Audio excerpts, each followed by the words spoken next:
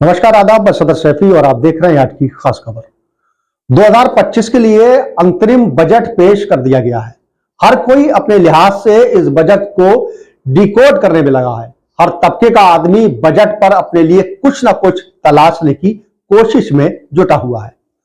वैसे तो सरकार से ऐसी कोई लोक भावना घोषणा नहीं हुई है जिससे देश में तहलका मच जाए। सरकार ने ना तो टैक्स में कोई बदलाव किया है और ना ही पीएम किसान की किस्तों की रकम में बढ़ोतरी की है। वैसे सरकार ने मिडिल क्लास को ध्यान में रखते हुए हाउसिंग स्कीम का ऐलान किया है। सरकार ने गरीबों को और मिडिल क्लास को ध्यान में रखते हुए 1 करोड़ लोगों को 300 यूनिट फ्री बिजली देने का भी ऐलान किया है। पीएम किसान योजना पर ध्यान दिया गया है। कैपिटल एक्सपेंडिचर से कुछ कल्याणकारी योजनाओं के बजट में बढ़ोतरी की गई है। आइए आपको बताते हैं कि आखिर बजट में कौन कौन से अहम ऐलान हुए हैं। इनकम टैक्स स्लैब में किसी तरह का कोई बदलाव नहीं किया गया है, जबकि सैलरीड क्लास इसका पूरे बजट भाषण में इंतजार करता रहा। निर्मला सीतारमण ने कहा कि नए टैक्स रिजीम में 7 लाख रुपए तक में कोई टैक्स नहीं लगेगा। वहीं बजट में इंपोर्ट ड्यूटी के साथ डायरेक्ट और इनडायरेक्ट टैक्स में कोई बदलाव नहीं किया गया है।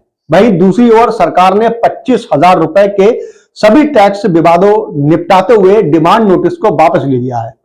इस फैसले से कई लोगों को फायदा होगा, साथ ही कई टैक्स विवाद पूरी तरह से खत्म हो जाएंगे। सरकार ने इस बार भी अफोर्डेबल हाउसिंग लेकर घोषणा की है। सरकार ने मिडिल क्लास के लिए नई हाउसिंग स्कीम लाने का ऐलान किया है ताकि किराए के मकान में रहने वाले शख्स के पास अपना खुद का मकान हो। इसके अलावा सरकार ने पीएम आवास योजना के तहत 2 करोड़ घरों को बनाने का ऐलान किया है, जिससे गरीब और लोगों के सिर पर छत मिल सकेगी। साथ ही देश के 1 करोड़ परिवार को हर महीने 300 यूनिट बिजली फ्री देने का भी ऐलान किया है। यह फ्री बिजली रूफटॉप सोलर प्रोग्राम के तहत दी जाएगी। वहीं सरकार ने देश के इंफ्रा पर पूरी तरह से नजर बनाए हुए है, जिसकी वह सरकारी खर्च में लगातार इजाफा भी कर रही है।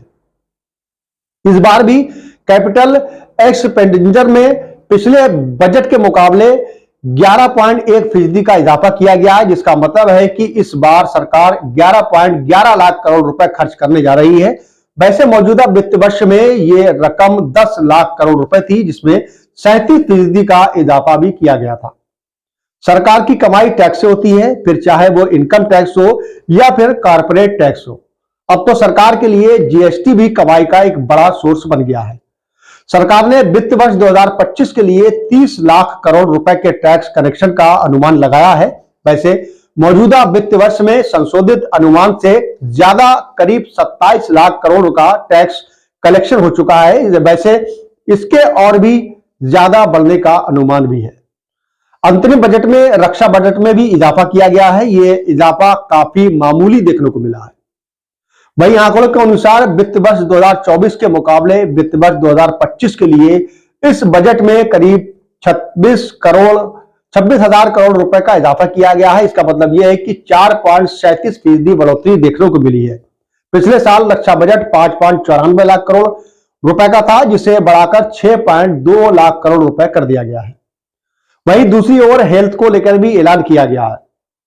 बजट के अनुसार आयुष्मान भारत के तहत स्वास्थ्य सुविधाएं अभी आशा कार्यकर्ताओं, आंगनबाड़ी कार्यकर्ताओं तथा पहुंचाई जाएंगी। बजट में देश के सभी जिलों में अस्पताल स्थापित करने की भी योजना है। वहीं दूसरी ओर देश की बच्चियों के लिए खासकर यह ऐलान किया गया है कि सरकार ने सर्वाइकल कैंसर के लिए 9.14 साल की लड़कियों का टीकाकरण कराने का भी ऐलान किया है।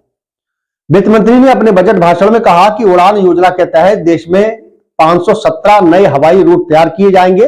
वैसे देश में टियर 2 और टियर 3 शहरों के लिए हवाई संपर्क का व्यापक विस्तार हुआ है। देश में 517 नई हवाई मार्गों पर 1.3 करोड़ पैसेंजर का आगमन हुआ गया है।